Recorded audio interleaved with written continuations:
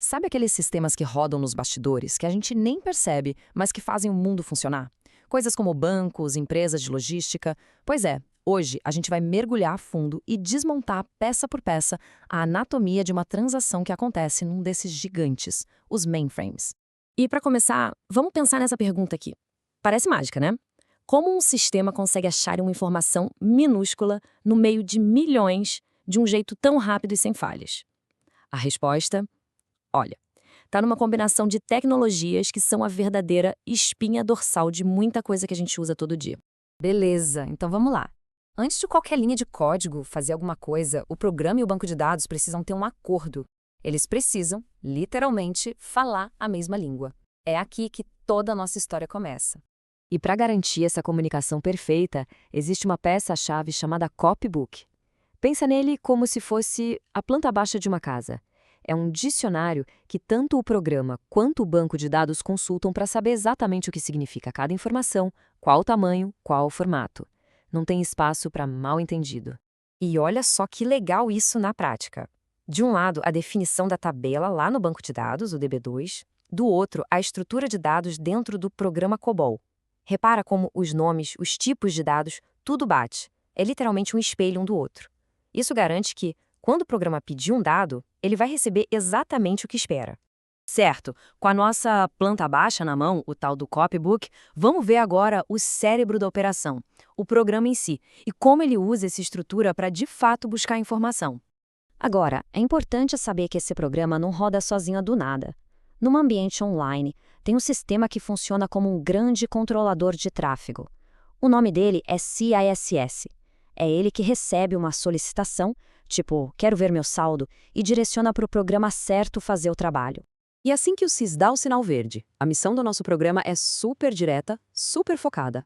Ele recebe a identificação de um cliente e tem um único objetivo: ir lá no banco de dados e encontrar o registro daquela pessoa. Simples assim. E aqui está o coração de tudo. É o momento exato em que a conversa acontece. Bem no meio do código COBOL está lá um comando SQL puro. É essa instrução que o programa envia para o DB2, falando basicamente: ei, me traz aí o nome, o e-mail e o saldo desse cliente específico. Ok, o programa fez o pedido. Mas e aí? E se o cliente não existir? Ou pior, e se der algum problema técnico no banco de dados?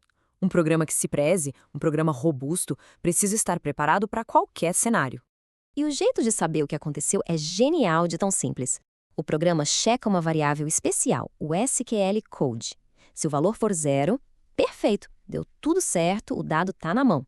Se for mais 100, quer dizer, olha, procurei direitinho, mas não achei ninguém com esse D. E qualquer outro código, principalmente negativo, é um alerta. Tivemos um problema aqui, precisa tratar esse erro. Bom, a gente já viu a planta dos dados e a lógica do programa.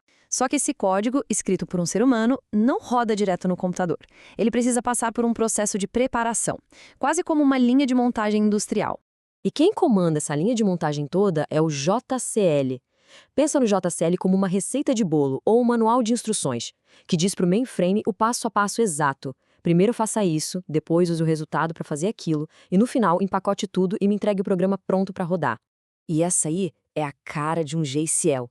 Pode até parecer intimidador, mas na verdade é só uma lista de tarefas bem organizada.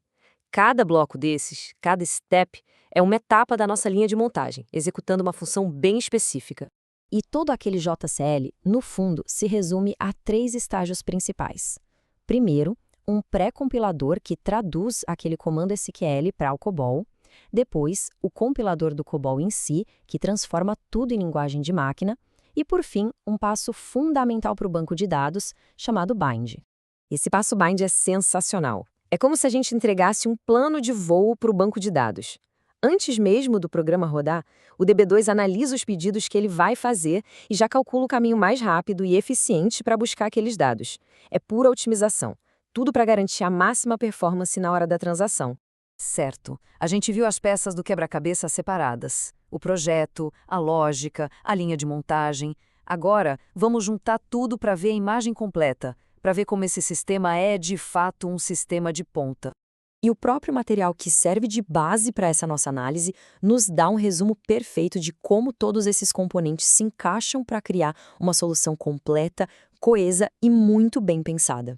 Então, resumindo a ópera, temos o copybook, que é o nosso dicionário, o programa COBOL, que é a inteligência da operação, o JCL, que é a nossa fábrica automatizada, e ainda tem o Script Rex, que funciona como uma ferramenta útil para os desenvolvedores checarem se está tudo ok. Cada peça tem uma função clara e essencial. E essa citação do material original diz tudo. Isso aqui não é só um monte de código antigo jogado.